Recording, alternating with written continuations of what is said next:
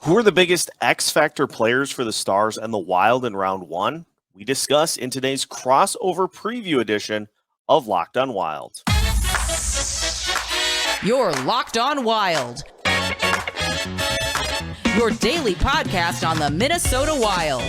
Part of the Locked On Podcast Network, your team every day.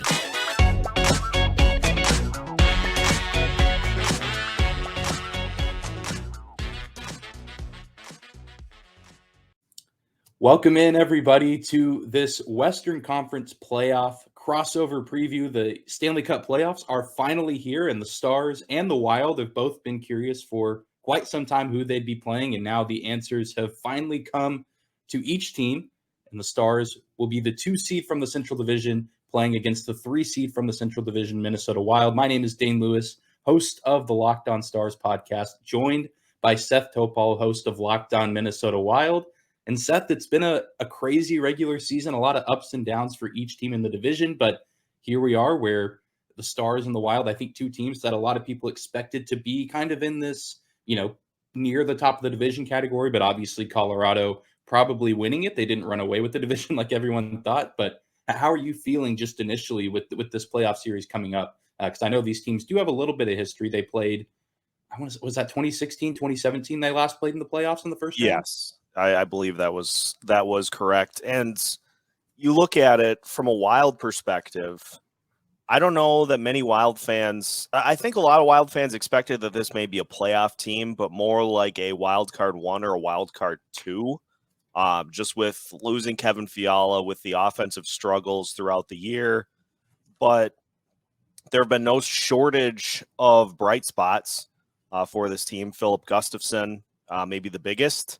And one of the biggest reasons that this Wild team finds themselves in the 3rd spot in the division, and just kind of got caught in that, like, you can't really catch the 2 teams in front of you, so taking the foot off the gas to make sure everybody's healthy. So the last few games of the season have been a little bit of a rocky road, but you wipe the record clean and you just let it rip. It's postseason time. Let's go.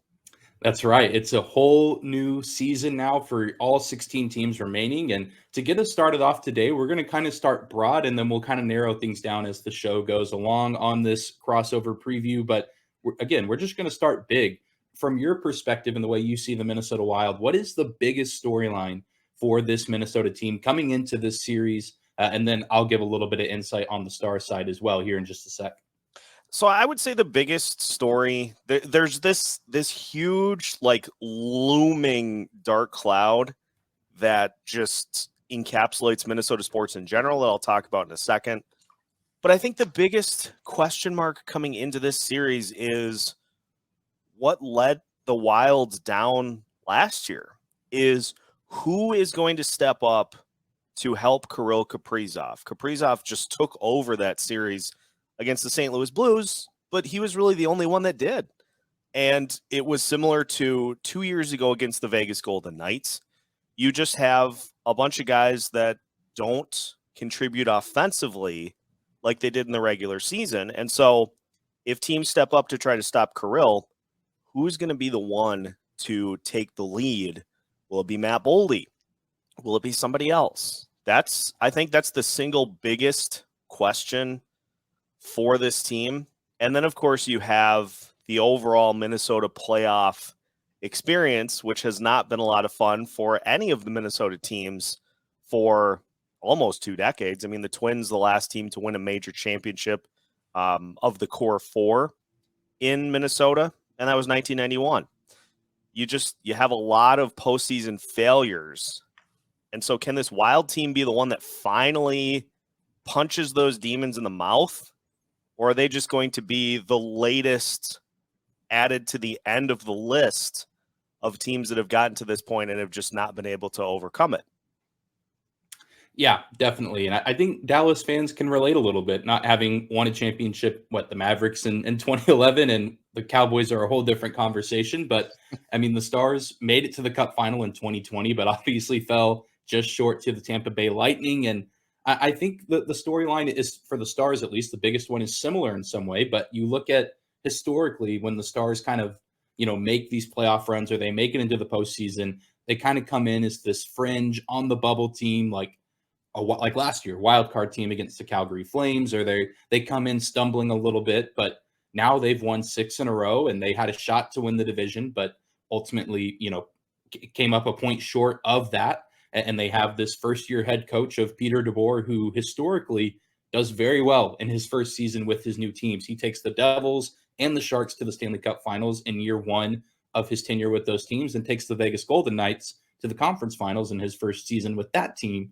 And so now there's kind of some momentum that the Stars have generated, but there's also this thought, I think, in the back of some people's minds of, is this a legitimate Stars team? One, like, I know that's kind of been called into question just because of their so many overtime losses. I think they were second or third in the league in overtime losses, which, the 3v3 is eliminated in the playoffs. So I think that does matter a little bit, but I think that's kind of the burning question on everyone's mind, and kind of the biggest storyline for this team.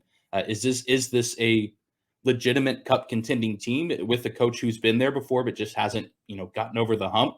And I think that's kind of what everyone's going to be watching for, is how Pete DeBoer coaches this team and manages this team in the playoffs. Because we both know, with our teams having been there last year, and both teams, Dallas and Minnesota, pretty consistent participants in the playoffs over the past few seasons, it's totally different.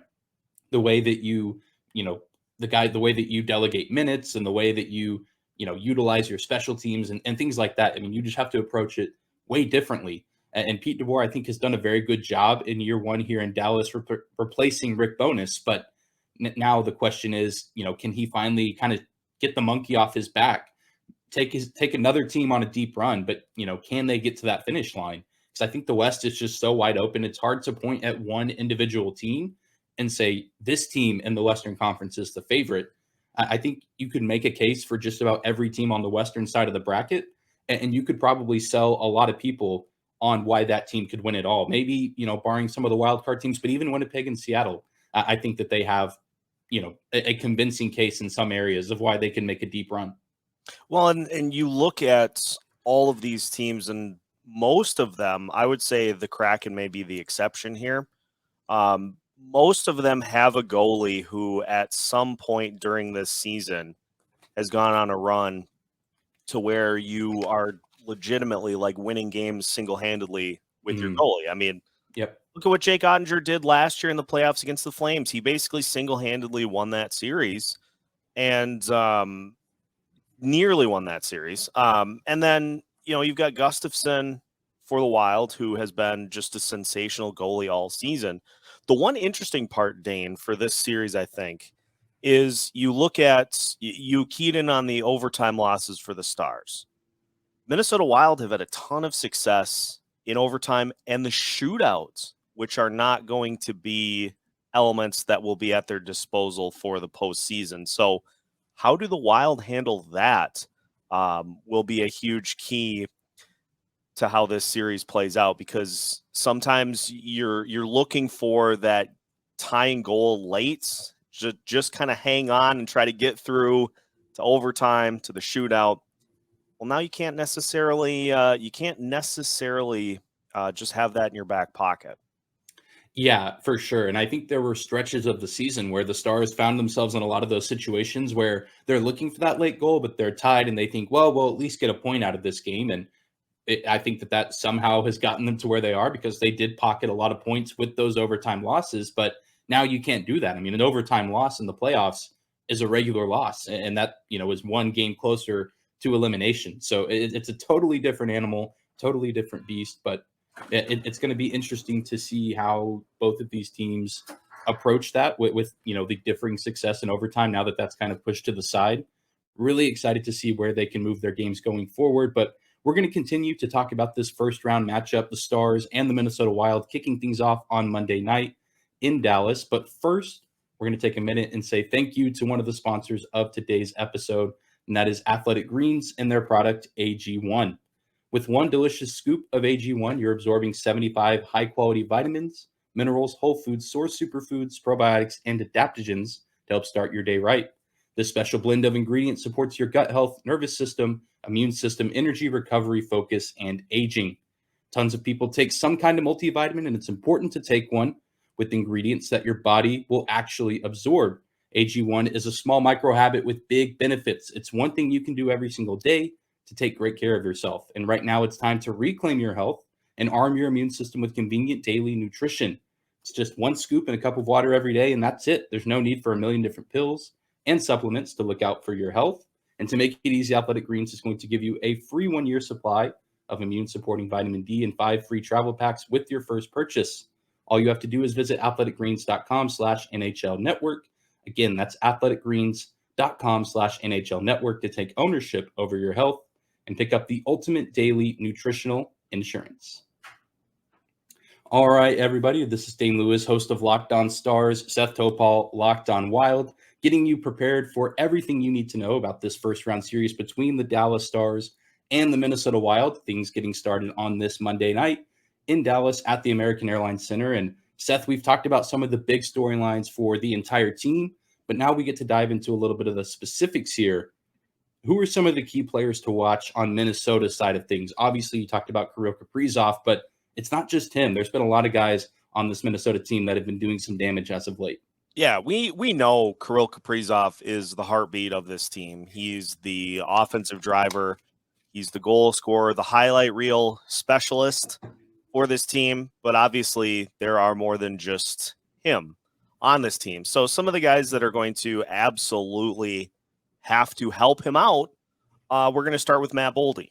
And it's interesting because when Kirill Kaprizov went down after getting injured against the Winnipeg Jets, you panic as somebody that covers this team because he has been such a huge focal point of this offense. And then Matt Boldy just steps up and takes over. He got to the 30-goal plateau this year, which was interesting because he was projected to be about an 18 or a 19 goal scorer before Kaprizov got hurt, and he just takes his game to this completely different level. I think he had, I believe it was 13 goals in March alone. Just an insane heater. But we've seen this team kind of go back to, okay, Kirill is back, so we're just going to kind of let him do his thing, and we're here to help we're here to help you if you need it.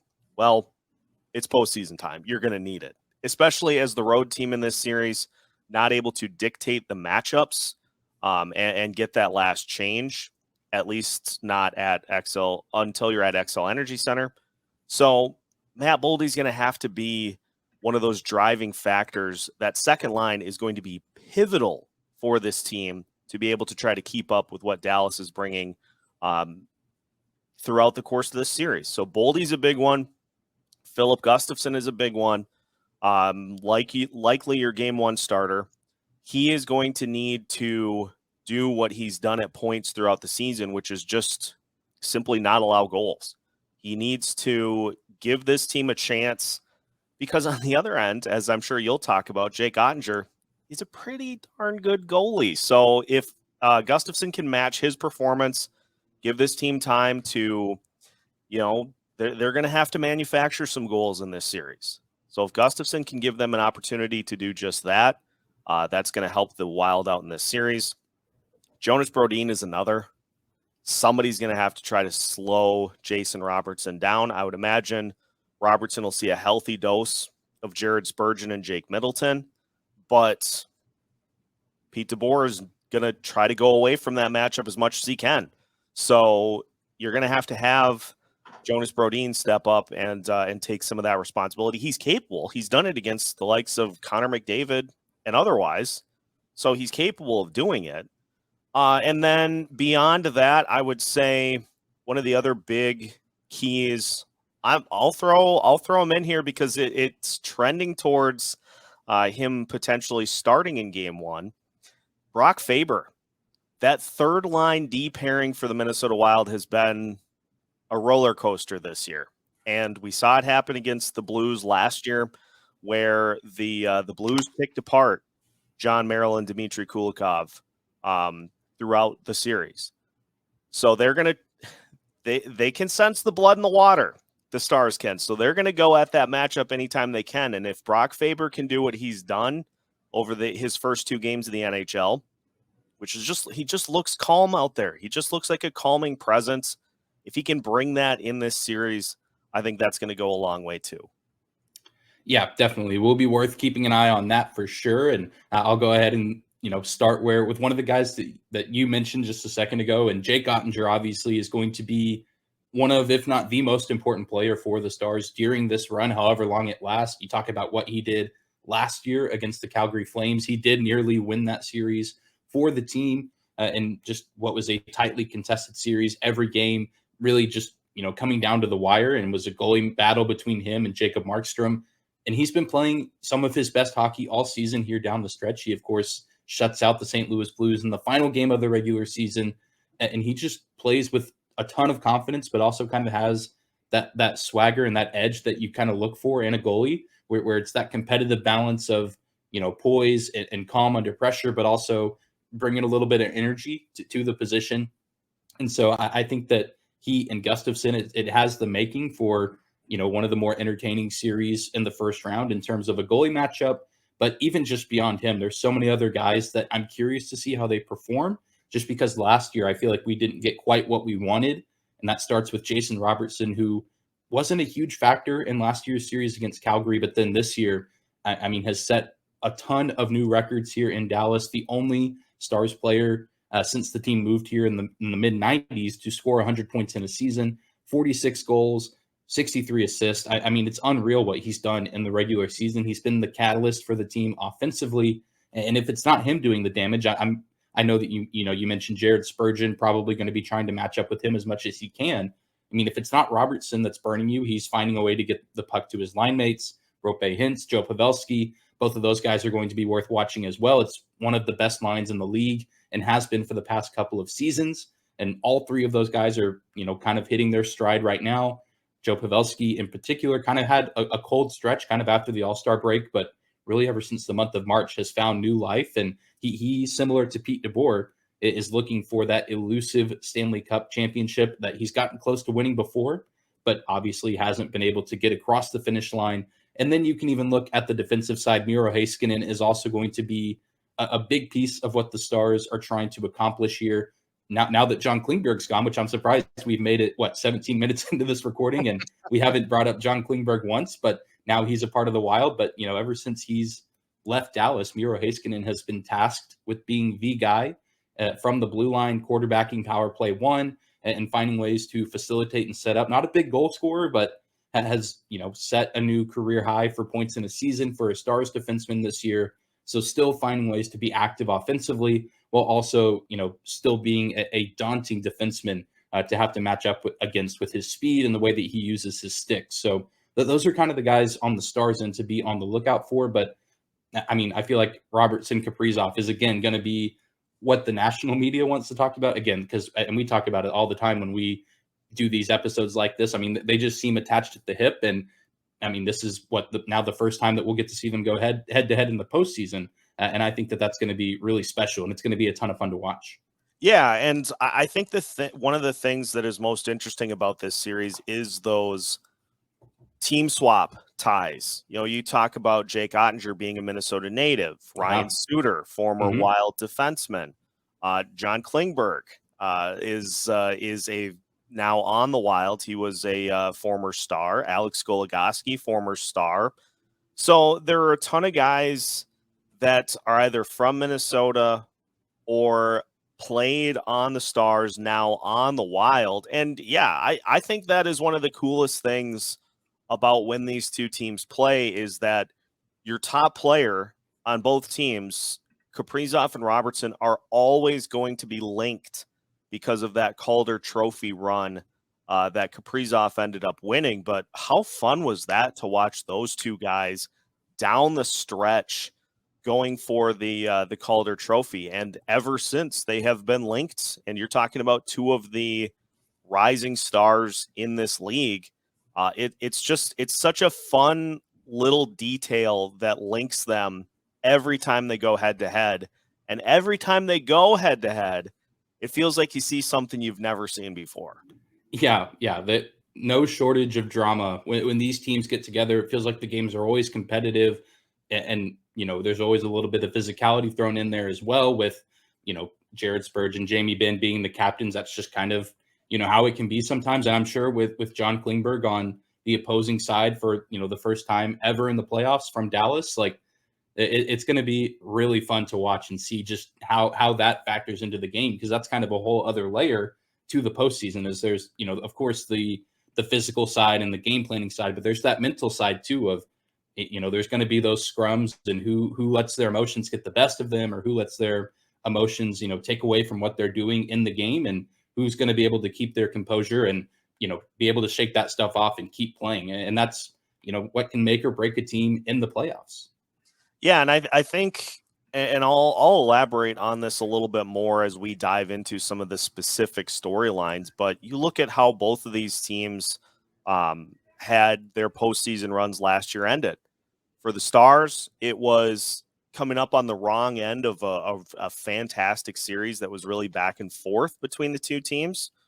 For the Minnesota Wilds, a 2-1 lead in that series, and then you see St. Louis really just throw everything that got them there in the blender, and the Wild just never recovered from that. They got that lead. I think there was a little bit of a sense of, all right, we got this in the bag, and before you know it, you couldn't flip that switch again, and the St. Louis Blues end up winning the series. So both teams hungry to get a step further than they did last year.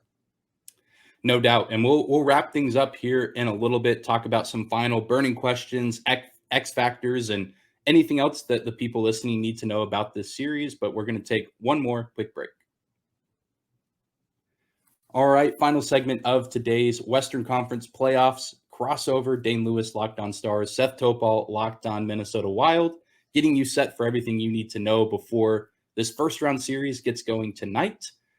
And I mean, we've talked about the key players. We've talked about the big names, Gustafsson, Oettinger, Kaprizov, Robertson. But Seth, just on the Wild ends of things, I know that there's a good amount of Stars and Wild fans listening. I mean, what's kind of been we talked about the big storyline, but what else do the people need to know about this Minnesota team heading into the postseason? I feel like we could have talked about John Klingberg here, but we've already, had that whole discussion. It's a lot of eyes are awaiting the status of Joel Eriksson, who is maybe the top of the list. And this is going to sound weird, but I think Wild fans know where I'm going with this. Maybe the player that is most difficult to replace on the team. You're talking about Joel Eriksson, in just because of what he brings defensively, his presence on the power play, his ability to win faceoffs, the center probably of the penalty kill.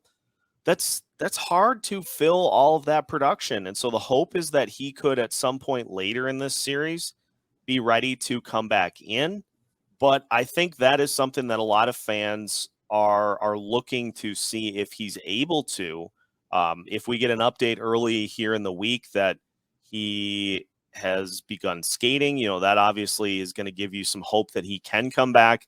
But that's just a huge loss for this Wild team, and one that it's not going to be easy to try to replace. So that's the big one for me. A couple of the others, special teams wise, the numbers suggest that the Stars and Wild are pretty comparable, at least from a penalty kill standpoint. And you look at the two teams, the Stars with a 25% power play in the regular season. The Wild were at 21%, but I really have concerns because at times the Wild power play has just looked completely out of whack. Now, part of that is Kirill Kaprizov missed a chunk of time down the stretch. He obviously is a huge driving factor. But this happened in last year's series against the St. Louis Blues, is that your penalty kill, the numbers can look good, but at this point now you're facing a lot of the teams that get to the postseason have dynamic power plays. We're not talking about just good, dynamic power plays that are capable of picking apart a penalty kill no matter how good it is, because that's just what they do. So I'm really looking to see how the Wild try to mitigate penalties in this series to prevent the penalty kill from getting overexposed. Now, it's a more aggressive penalty kill than last year, which has led to a ton of shorthanded opportunities. So you take the good with the bad, but the Wild need to mitigate penalties in this series to prevent the penalty kill from being overexposed. And I really hope that they find a way to get that power play back on track, because there were power plays down the stretch where they struggled to even get the puck into the offensive zone. And if you have an opportunity in the postseason, you can't falter on them to the level of, say, Florida last year, where they were 1 for 31 in the postseason on the power play. Like, Yeah. you can't do that. If you get those opportunities, you have to cash in on them. So that's another big one. And then third pairing defense, a spot that the Blues picked apart in last year's series. If Brock Faber does indeed get the start here in tonight's game, can he help turn that from a disadvantage for the Wild to a spot that now where the Stars can't really look at that as a weak spot? Those are, I think, the big few that I'm looking at in this series. Is just, those are some spots, because it's postseason. It's a chess match. Opposing coaches are looking at every single spot on this team and are going to try to, if there's anything that is even remotely considered a weakness, they're going to try to exploit it every time they can. No doubt. And that's, again, another aspect of this series is the chess match of the coaches behind the bench. And that's stuff that we, the viewer, aren't always, going to see or know about. But I mean, behind closed doors in the locker room, in their meeting rooms, I mean, it is just a frenzy trying to prepare for these series and knowing who matches up best in what situations. And especially in that case where you potentially have a kid who just finished up, playing a season of college hockey, going straight to, he's obviously played a few NHL games, but getting thrust kind of right into the fire, into the Stanley Cup playoffs. That's quite the task to be faced with as such a young kid, but an exciting one for sure. I imagine for Minnesota Wild fans. And from the Dallas perspective, there's a lot of different, burning questions, X factors. And I think a lot of it starts with the Stars, what's been the third line most of the season. I know sometimes they get slotted in as the Stars' second line, but I mean, it's such an interesting trio of starting with the captain, Jamie Benn, who, it's crazy that he's been relegated to third line minutes as the captain, but it's been a position for him that he's just taken in stride. There's been no complaints, no bitterness, it seems, on his end, although he's a man of few words. So even if there is bitterness, I don't think many people would know, but he's had an incredible rejuvenation of a season with 78 points. We haven't seen him get around those numbers since 2017, 2018, when he had 79, but he's really found new life. He scored 33 goals, which, the last few, he had 18 last year, 11 the year before, 19 the year before that. So he takes this big jump offensively. And I think a big part of it is because if he was playing alongside Wyatt Johnston, 19-year-old rookie who has 24 goals on the year, there's been a lot of movement around the roster, but really, I mean, whenever players get moved, those two have always stayed together, Benn and Johnston, and then the top line has kind of stayed intact. But other than that, everyone's been moved around, and I'm curious to see how that duo does with Evgeny Dodonov thrown in, who the Stars picked up at the trade deadline from Montreal. It's been an effective unit, especially here down the stretch. Wyatt Johnston, I think, has goals in his last 2 or 3 games to close out the regular season. But again, the play, and I think Brock Faber is similar. I mean, the playoffs are so different, and both of these guys are young kids who are still trying to get their footing in the NHL. Although Johnston played the entire season here, he just likely hasn't really experienced anything like he's going to experience over this series, and however far the Stars end up going. And so I'm curious to see how his game translates and carries over. And then you talk a little bit about the Wild and their, the defense kind of lacking, I guess, in the third pairing. And I think the Stars can find themselves in a similar situation at times. It's been one of the biggest knocks on the team is sometimes they get a little bit leaky defensively around the net. Obviously, Miro Heiskanen isn't too much of a liability there. And even players like Esa Lindell do a pretty good job. But it's some of the other guys. It's guys like Ryan Suter, who is a former Minnesota Wild player, as you mentioned, up there in age, and certainly not the defensive player that he once was. Yanni Hakanpää is a big body. He's physical, but sometimes he can get beat and leave his goalie out to dry. And then there's really kind of just been a revolving door of other players kind of in those bottom pairings. Niels Lundqvist, who probably won't play in this series. Colin Miller, who's kind of been up and down the lineup. The Stars got as a free agent from Buffalo over the summer. But then Thomas Harley, who's been in the AHL all season, he's finally been called up here over the past week or so of the regular season. He's looked really good. And his first NHL game ever actually came back in the bubble in Edmonton in 2020 in the Stanley Cup Finals. And so he's been in the postseason before, but he's matured a lot as a player now. So I'm curious to see how he gets utilized, being in his early 20s, not a ton of NHL experience, but, over the past 2 weeks or so looked really sharp. But I do have one more question for you about it. We talked a lot about the goalies, Oettinger and Gustafsson, but I am curious just if you have any insight on this. Do you think that we'll see Marc-Andre Fleury play at all in this series? Because Gustafsson is the young guy. He's had an incredible season. But Marc-Andre Fleury, even though he's maybe not what he used to be, I mean, he's one of the best goalies of our generation and has obviously been on this stage plenty of times in his career. So I'm just curious to know what your thoughts are on that. Do you want to see him play? Do you think that the Wild will look to use him at all? I do think we'll see him because this team has been so prone to using that goalie rotation throughout the course of the season. And let's not forget too, this will be the first postseason experience for Philip Gustafsson. So obviously we talk about the postseason is a completely different animal than the regular season. And so having Marc-Andre Fleury in your back pocket, I think, is a great move for the Wild. And I have been pushing giving Gustafsson the first opportunity to fail. And that's not meant to be like a negative thing. I think you give Gustafsson the first opportunity to falter because then you have Fleury, who's been in every postseason situation you can think of, to come in if Gustafsson, let's say he starts game one and it doesn't go the way that the Wild were hoping. You can go to Fleury. Or if you end up coming up a goal short and you like the way Gustafsson played, maybe you go back to him. If you win, you just continue to roll with Gus Bus.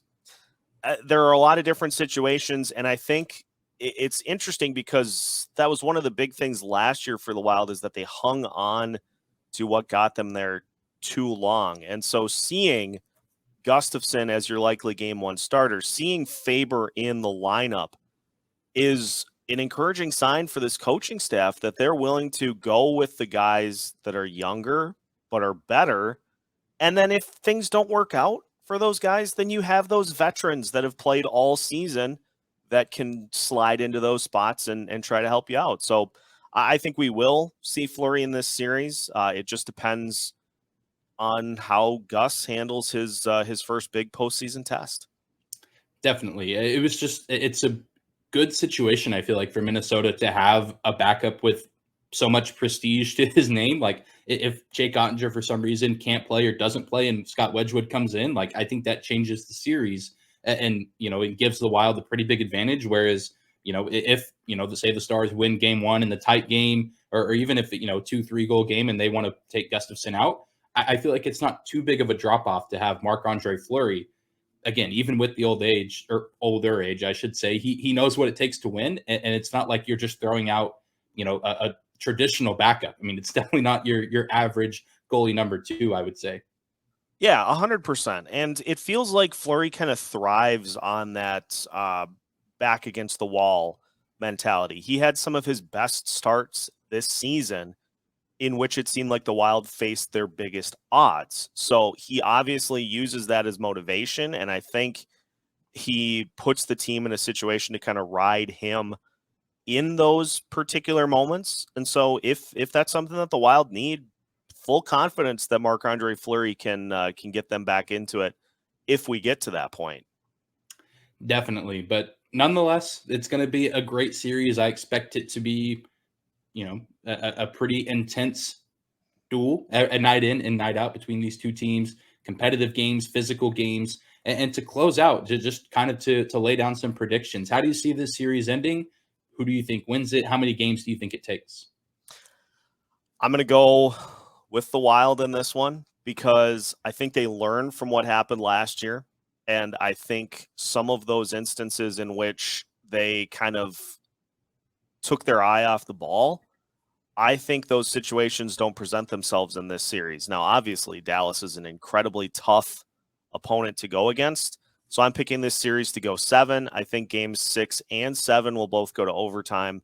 And I think the Wild do ultimately prevail because I think we see Matt Boldy answer the challenge. And I think you get a nice 1-2 combo of Kaprizov and Boldy in this series. And I think that just ends up being the difference maker. Yeah, I go back and forth on the length of the series. I'm obviously going to lean towards Dallas and think that they have a great shot to win this one. It feels like it's been a while since we've seen them have true home ice advantage in a series in the postseason. I think that factors in. I think that factored into last year's series for them against Calgary. But I think with so many of the guys that have emerged for them this season, Robertson, Heiskanen, Hintz, even Oettinger, I mean, some of those guys were bigger factors than others in last year's playoffs. But now those guys all have that experience under their belt. The offense has taken leaps and bounds forward under Pete DeBoer, Jamie Benn, Wyatt Johnston, Robertson, Hintz, even Tyler Seguin to some extent has had a pretty nice second half of the season. And I think that is going to make the difference because both goaltenders we know are very, very good and are going to be sharp in this series. But I'm going to go Dallas, and I'm going to say that the Stars win in 6 games, and I'll agree with the overtime. I think we'll get at least 2 games in this series that go past regulation. I think one of them will probably be the series finale, whether that ends up being a game 5, game 6, game 7 to be determined. But just given the history between these two teams, overtime hockey would not shock me at all if it happened multiple times. Yeah, just and postseason just kind of, I think, draws towards that conclusion because you have teams that in some cases are so evenly matched that it takes more than regulation to decide the outcome. So it's a series that has no shortage of star power, pun intended. And so I look forward to seeing how this plays out because it's going to be an epic. I don't get the sense that this is going to be one of those letdown series. Save that for Vegas, Winnipeg. Right. That'd be my call if there was one that was going to be a little underwhelming. But I think this one will be a great series, and I can't wait to see how it turns out. Absolutely. I'm in the exact same boat, but this has been fun. I know we've done our fair share of crossovers in the past, but this is the first one we've done for the postseason. And Seth, if you want to take a minute, I know we have a lot of Stars fans out there who might want to keep up with everything Wild related in this series. If you want to take a minute, let the people know where they can find you and your work. Absolutely. You can follow me on Twitter at Seth TOUPS. That's where a majority of the Locked On Wild Twitter in-game action happens. You can also follow the show on Twitter at Locked On Wild. Follow us on other social media platforms, YouTube, and your favorite podcast platforms. Just search Locked On Wild. You'll find everything that there is to offer.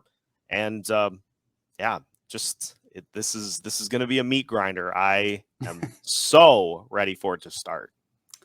As am I. And for any Minnesota fans or new Dallas Stars fans who are just now finding Locked On Stars, if you want to find our show anywhere, you can just search Locked On Stars on your favorite podcasting platform, on YouTube, and on social media as well. That's typically Instagram, Twitter. That's kind of where we'll be posting stuff throughout this postseason, throughout this series in particular, and hopefully beyond. But yeah, I'm right there with you, Seth. This is going to be a fun series. It always, I mean, as great as it would have been to win the division, I think it adds a little bit more excitement to go up against a division rival in the first round. And I we'll have to see where this goes. And maybe we'll be hopping back on for a game 6 or game 7 preview at some point.